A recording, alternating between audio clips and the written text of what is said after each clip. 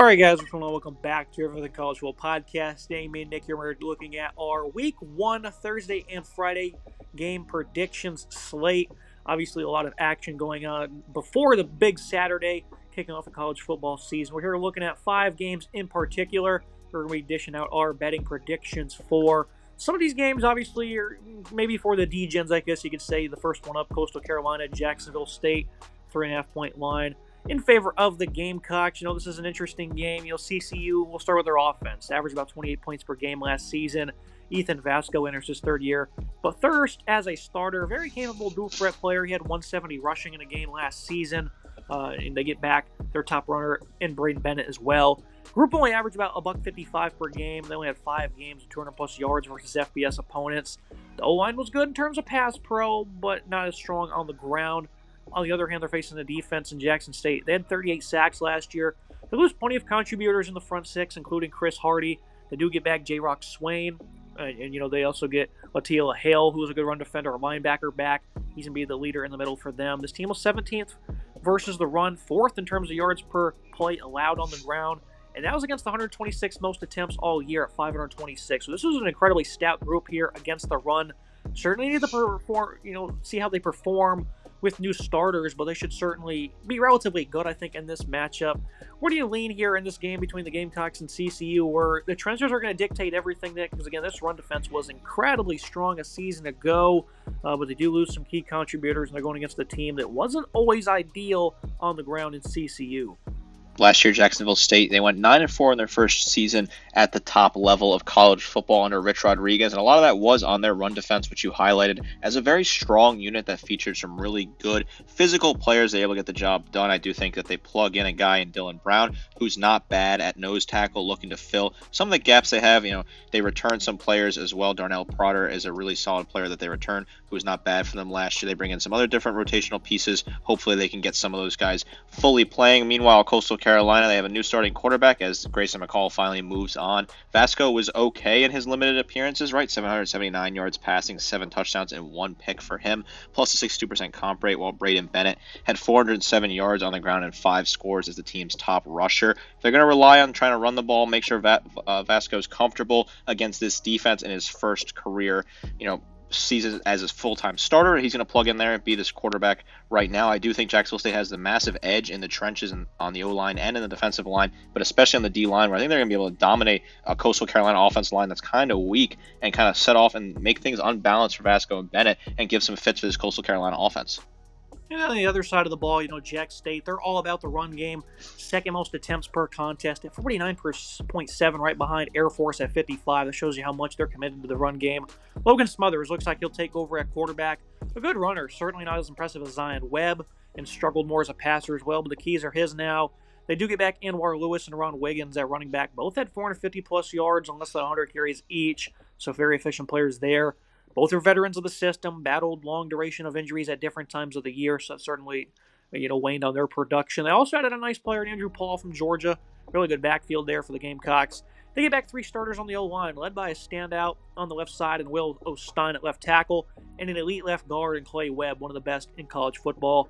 You have 7 transfers on the D-line for the Chanticleers. Michael Mason, he was really sound, but he's gone for them. Will Whitson was pretty good and will be leaned on as the top defensive lineman now with all those new faces. Shane Bruce, when that becomes the top linebacker, he was average, while true sophomore Wyatt Giddin will be likely expected to fill some big shoes.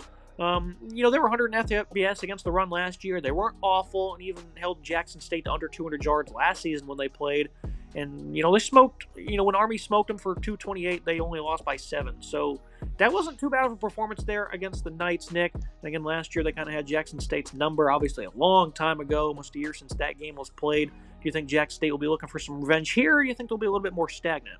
I think they'll be looking for some revenge. I think they have an opportunity to do so with a really nice running back room that you highlighted there. I think, Anar Lewis is a really solid player. 3 touchdowns for him last year, 450 yards rushing on the ground. Ron Wiggins, 468, 5.1 yards per carry, and 6 scores for him. While Logan Smothers, who takes over at quarterback, had 7 rushing touchdowns himself and 322 yards on the ground. Smothers is not an incredible passer with a pretty weak 56% comp rate and 6 touchdowns to 4 picks, but he's a very strong dual threat. Incredible legs, really nice presence running out of the backfield. Really can lead the way for this offense. When you look at the defense, I do think Will Whitson's a guy you want to circle. For Coastal Carolina, 42 total tackles, 5.5 tackles for loss, 3 sacks for him. Really solid numbers there. While Wyatt Gideon should step up and be stronger this year. 28 total tackles, 2.5 tackles for loss, 1.5 sacks for him last year. I think they're going to dominate on the ground. Jacksonville State, that is. I think they'll have an opportunity to dominate on the ground and use this really strong running back room that's very deep to kind of throw off this Coastal Carolina defense and really put up some nice numbers on the ground. I'm not sure where I got that 228 number from. Army had 365 yards rushing in that game on over 60 attempts, and they lost the game only by 7. So that shows that even when they got dominated on the ground, they were still able to hang in the contests. So I think it'll be certainly interesting to see how this one plays out. Kind of focusing on the passing attacks, for Coastal Carolina, they lose their top 2 pass catchers. They get the next 2 in big player, Jamison Tucker, Kyle Duplessis, who had nearly 250 yards.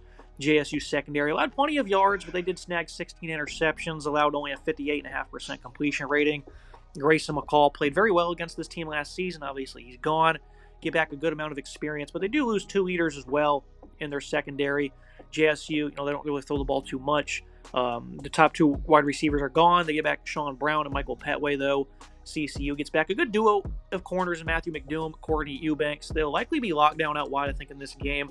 This one figures to be a sloppier one on offense. I understand this close line as JSU might struggle with Smothers at quarterback, but he has the skills as a runner to contribute in this spread option.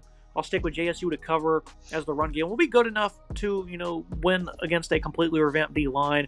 I think Jacksonville State D will be coached up in this one despite some losses of their own. It should be more physical. Also went 5-1 last year at home games, Nick. So I think the Gamecocks are going to take care of business in this one. 3.5 is not great because this is a game I could certainly see them winning by 3 in. I'm going to go ahead and pick them to cover, though, as will you. Yeah, I think Jacksonville State will cover this game because they will win that battle in the trenches on the offensive line. I really like what they have on the offensive line. I think the running back room is very strong, plus Smothers' ability to run. I do think they're going to run all over Coastal Carolina. The defense is not horrible for this team, but I think it's a little bit weak, and I think the offense has some question marks for Coastal Carolina. I think Vasco really has a lot to prove, as does Braden Bennett being the number 1 back for this team now. I like Jacksonville State to win this game at home. Probably by a touchdown. Going to be a closer contest, but we'll cover that 3.5 point line that they have currently. Definitely an interesting game on this Thursday night at 8 o'clock between these 2 teams that played last year. They're kind of battling it out here. Jacksonville State had a really strong first season at FBS. They're looking to build on that momentum and try and get an opening season win against Coastal Carolina. Also going down at 8 o'clock on ESPN, a big one in Boulder between Colorado and North Dakota State. Obviously, we're going to do a big in-depth video on this one at a later date, here shortly. So we're not going to, divulge the entire, book of notes on this one, Nick, because there's a lot of them that really dissect this one. But, North Dakota State, they've always showed up against FBS teams, 9-4 all time. They had won 6 in a row before losing to Arizona by 3 points in 2022. Last matchup before that, they went on the road and beat 13th ranked Iowa in 2016. So they barely saw them as of late. But North Dakota State as a program, this is something that's, kind of well endowed in their culture, Nick. They understand how major this game is, and they have great confidence to be able to win them. And, beating a top 15 team, many years ago was very impressive. And obviously it comes down to what will Colorado look like in the trenches, because they were not good up front on the O-line. They were awful against the run. They're facing a team that's incredibly disciplined and physical on both sides. The Bison ran for nearly 238 yards per game last season. They get back 5 of their top 6 rushers. Obviously, Cam Miller and Cole Payton, both quarterbacks, had a combined 1,400 yards last year, 13 touchdowns each. They have 2 running backs who are outstanding. They had over 400 yards last year as well. This is a team that, has at least 6+ at the line of scrimmage or nearby. A lot of tight end usage, Nick. They're getting a lot of those veterans back, led by Joe Steifel. They have an offensive line that gets 3 starters back. And, of course, you're going up against a defensive line in Colorado that is just heavily revamped. You're not sure what it's going to look like. They have great players like B.J. Green, Chidozie Nwankwo, Rayan Bull, Dayon Hayes. These are some real standouts here, so math would suggest they will be better. But this is not the ideal matchup to try and break these guys in, and I certainly think the defensive line they're facing for North Dakota State, they had 39 sacks last year. They have an abundance of guys who generated negative plays last season. They have some great depth returning. They have their top-tier linebackers coming back as well.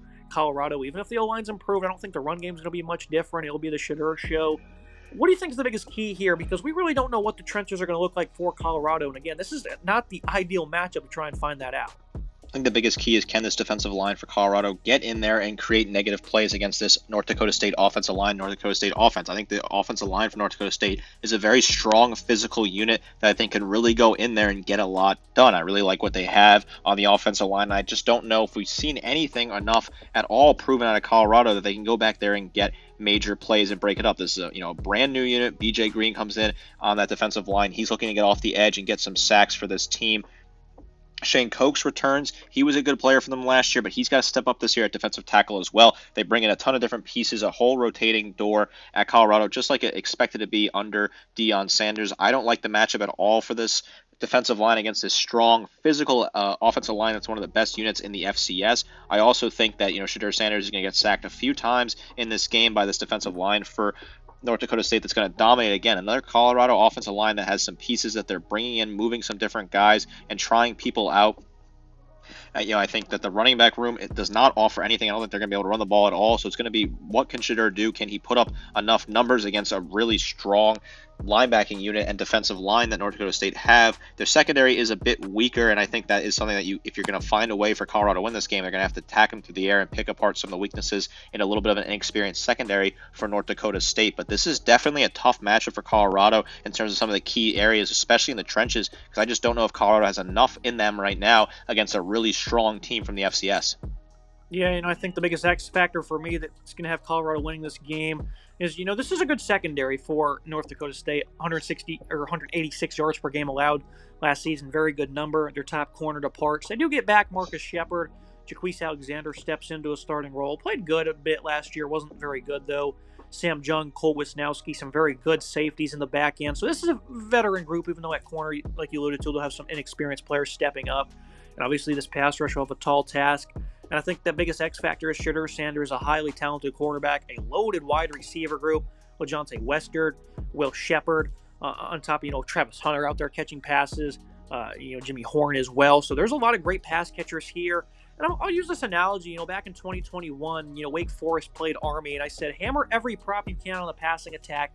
Army does not practice against something like this, and they haven't seen this probably ever.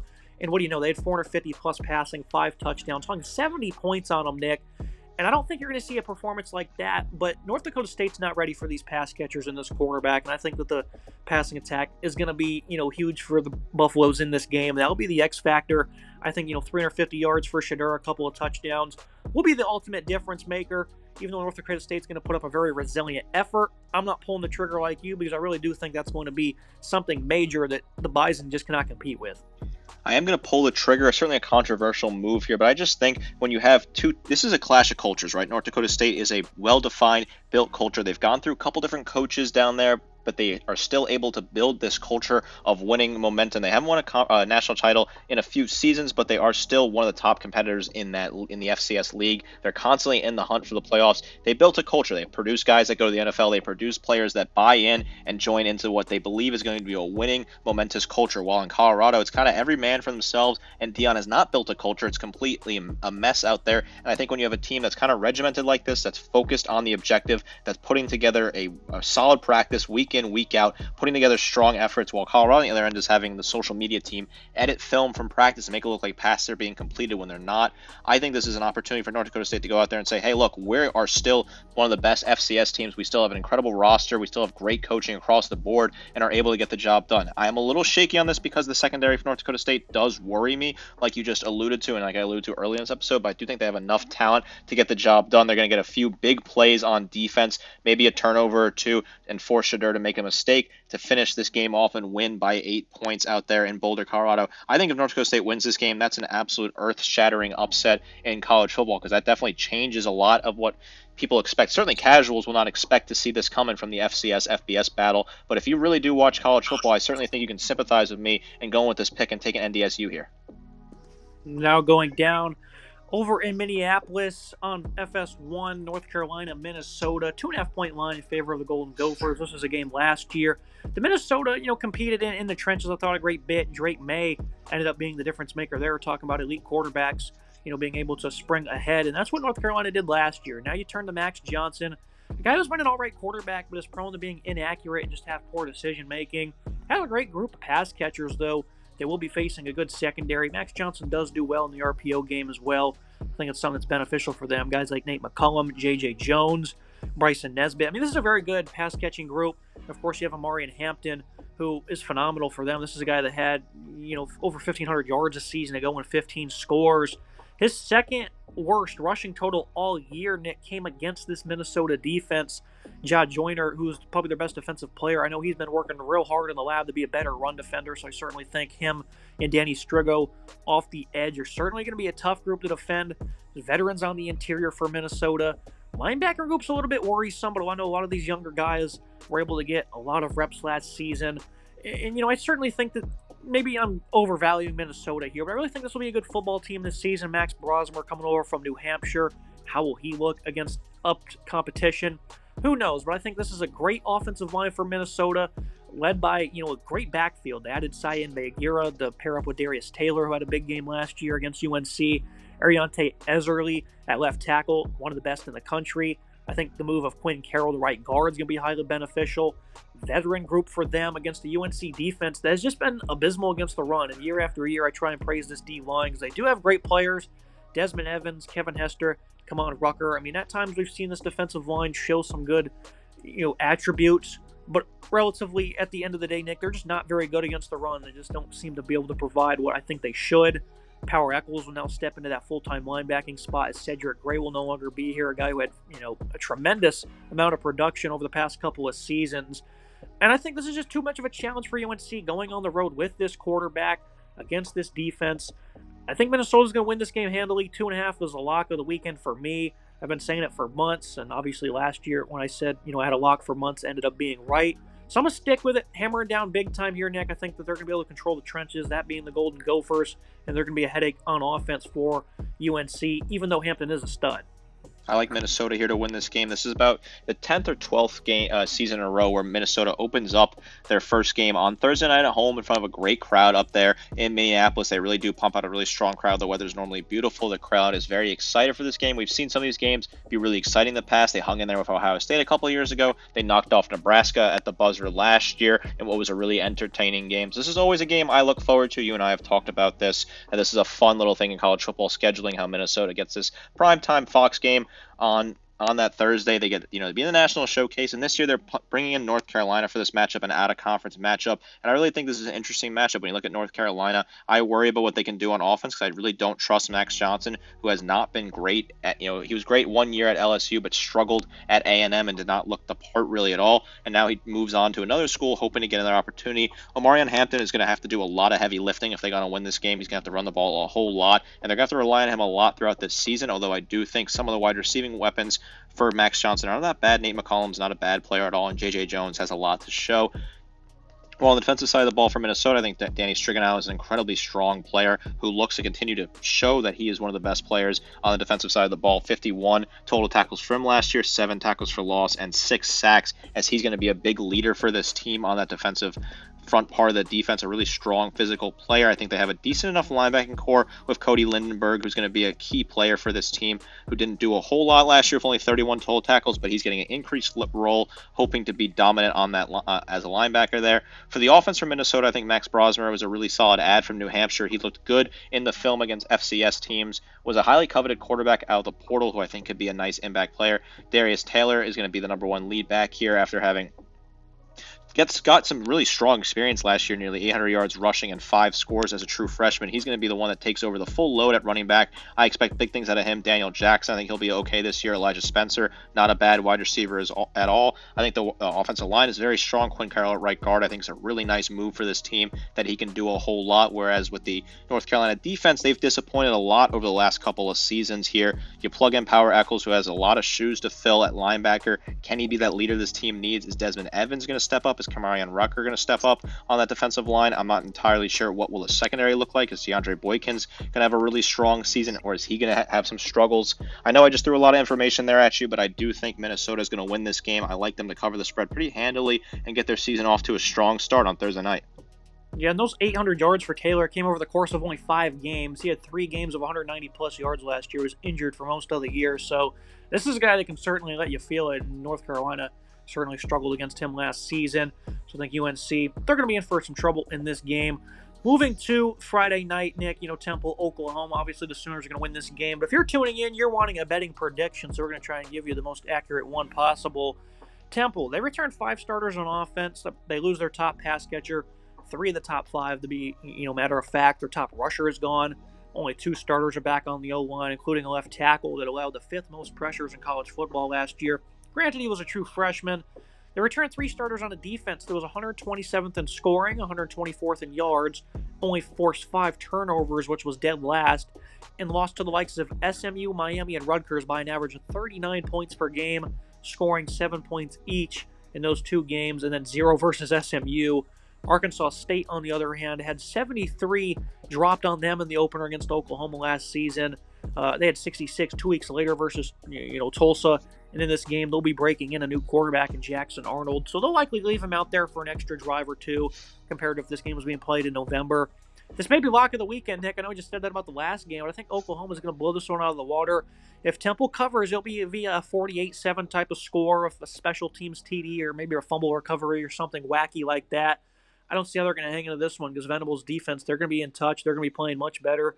In his 3rd season, this offense, again, they're going to be breaking in some new pieces, a new offensive line, a pass-heavy attack under Seth Luttrell. So I think this is a game they're going to win pretty handily, Nick. I know your score is a little bit closer to that line, getting a little scary there at only 46. Mine's obviously very wide at 55. I think they win this game very handily. They should win by at least 43 points, I would say. But all it takes is 2 mistakes, and they have 14 points, and Temple covers the spread. I went a little bit closer, like you said, with the 46-point total win by Oklahoma, but I do think that they have the opportunity to put up close to 60 more points than Temple does score and absolutely cover that line. This is a very lopsided matchup on a Friday night. Oklahoma, they've had a history, like you alluded to, of just blowing out inferior competition in recent years. We saw it last year. So they have no shame in doing that and plugging in Jackson Arnold, who wants to go out there and get some reps. The only reason why I have the score being close, I think Arnold might make a mistake or 2 and turn the ball over and give Temple some good field position, which would result in a single field goal and get them on the board, avoiding the shutout and embarrassing themselves even more on national television on a Friday night. This is a tough draw for Temple. This is not a very good Temple team at all, a team I think is going to struggle mightily in their conference and in the regular season as a total against an Oklahoma team that's joining the SEC of a point to prove. They want to go out and absolutely blow the brakes off a team week 1, and Temple is just the unfortunate team that's in their way. 42.5, yeah, that's a lofty line, but I think this is, compared to some of the other lofty lines you've seen on week 1 on some of the Saturday games,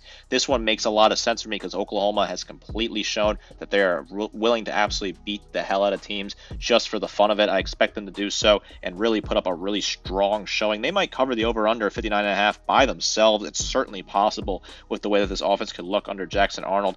Not a whole lot to see here. Going to be a very uncompetitive game, but people are going to be sweating this one out, right? This is going to be one that you're going to watch pretty much late in the game just to see if you can get the cover out of Oklahoma. You and I both believe the Sooners got enough to cover the spread. Yeah, I think whatever the team total for Oklahoma is as well, I think that's a pretty good bet to go try and lock in as well. Maybe you want to parlay that. Probably want to stay away from that, but I definitely think those are 2 solid bets in this one. Moving to the last game we're going to go ahead and discuss here, Florida Atlantic, Michigan State. And the reason we're discussing this one is because this line is very interesting. This is a game that will be played 7 o'clock on Big Ten Network. I don't know why it's so close. Only 11.5 at this moment. FAU, they return only 2 starters on offense. Snagged a lot of transfers, though. Quarterback Cam Francer from Marshall really struggled with ball security with fumbles and a TD-INT ratio of 21-17 over the last 2 years. It's pretty much ran out of town there. Lose their top 5 pass catchers. Top 3 rushers are gone. The only offensive line starter coming back is a good one, though, in center Federico Morangas. Added 3 transfer wide receivers. E.J. Horton reuniting with Francher, only have 448 career yards. Marlon Johnson, 730 in 4 years at Buffalo. Then Milan Tucker only had 20 grabs for App State this past season. Michigan State, on the other end, they still have a quite good defensive line and linebacker group, led by players like Cal Halliday, Jordan Hall, Maverick Hansen, Jalen Thompson. The MSU defense was far from good, but they weren't awful last year either, Nick. And on the other side of the ball, FAU's run defense, 66th in FBS, allowed only 12 touchdowns. They do lose their top 4 tackle for loss guys, though. Desmond Tidsdall at middle linebacker is a quite good player. Jackson Ambush's Copart is a good player as well. Evan Anderson up front is gone. They do return 4 seniors on the D-line. That's something that's important to note. The secondary, on the other hand, 103rd in FBS against the pass. They do have 2 good corners in Day Hill, Michael Antoni. It may match up well versus a weaker wide receiver room. I still don't understand this one because I think Aiden Childs is going to showcase his talents. Well, they have a strong running back duo in Nate Carter and Kayron Lynch-Adams from UMass. Should have at least enough physicality to win by more than 12 points. And again, I know that Michigan State has never been that team to just blow out lesser competition in week one. You see it every year. You've seen it last year where they struggled for the most part in that first half against CMU. This is a much different coach, much different philosophy. No, you won't see an offensive onslaught, but I think a crushing ground game and some aggression downhill should outlast even a group of seniors on the FAU defensive line, Nick. They should win by 12 in East Lansing at home. I think the offense has at least enough talent to get that job done. And the front seven on defense is also a pretty solid unit. At least for this matchup, they should dominate. I'm with you on this one. This one doesn't make a whole lot of sense to me at all. I think this Michigan State team has some promising things going for them with Jonathan Smith as the head coach. I think Aiden Childs is a really nice quarterback that they plug in. Nate Carter is a really solid back. There are some players in the receiving room that can potentially step up. Antonio Gates Jr. is looking to step up. Jaron Glover as well, trying to be involved. While the defensive side of the ball, Maverick Hansen's a really strong player. They return at left defensive tackle. Jordan Hall at linebacker, who I think is in line for a pretty solid season. Chance Rucker, another younger player, who I think is in line for a strong season. You rattled off all the stats for FAU, so I'm not going to repeat those stats, but I think when you have a plug-and-play offense like this, it's just a bunch of transfers you're plugging in. That also worries me in a first game together. I think Francher's a good quarterback from Marshall, but again, you're plugging in a new running back, 3 new wide receivers. These guys have never played together except for Horton and Francher, who played previously together, so this is something that's really tough for me to understand how they could see, Florida Atlantic being competitive in this game on the road, going up to Big Ten territory. I think they're going to have a lot of miscues on offense, a lot of false starts, a lot of mistakes, turnovers that will lead to Michigan State comfortably controlling this one and getting themselves over the line by 22 points, as I suggested. You had it at 23 points as well, 21 points, that is. So it's certainly going to be a tough matchup here for Florida Atlantic. I don't really understand this line being that close. Doesn't make a lot of sense to me. I think Michigan State are going to be a good team out of conference. They're going to struggle in conference, but they have a really nice structure and a solid supporting cast to start for Jonathan Smith as he hopes to rebuild a team that was kind of decimated following Mel Tucker's departure. And obviously, to cap things off, it's a big slate for these first 2 nights that we're talking about here. A lot of FBS versus FCS matchups, 5 ranked teams in action, and of course, you have TCU Stanford capping things off 10:30 on ESPN. Should be interesting to see Josh Hoover against the secondary that was dead last in CFB last year in pass defense. So who really catches your eye, the games we didn't mention, Nick? Is it one of these ranked teams, or do you think the Cardinal might be able to stun the Frogs there at home? Some interesting matchups here across the board, and there's some teams that I want to take a look at. I want to see what Missouri and Kansas look like against their FCS opponents on that Thursday night. I think, when you look at Elon at Duke on Friday night. Duke, they're bidding in a new era, obviously, as they bring in a new coach. Western Michigan at Wisconsin on Friday night. Western Michigan, a team some people are high on out of the MAC, could potentially be a team competing in that conference against a Wisconsin team that disappointed at times last year. Maybe take an eye on that one. University of Arkansas Pine Bluff against Arkansas at a neutral site. A lot of people are looking at the spread on that one, as it's over 50 points at this moment in time in favor of the Razorbacks, who I just don't think have enough juice to cover a spread that heavy right now. Rutgers hosting Howard on Big Ten Network. Rutgers just recently learning that their star linebacker Mohamed Toure, who was on a lot of preseason watch list, is going to be out for the season. So, what is the linebacking core going to look like for Rutgers? I know they're playing a bad team in Howard, but that's something I want to keep an eye on. NC State hosting Western Carolina as well. What will that new look offense with Grayson McCall under center look like? Some definitely intriguing matchups from the lower tier games on Thursday and Friday between some teams that have a lot of question marks. That's me for today's episode. Make sure to like, comment, subscribe. See you next time.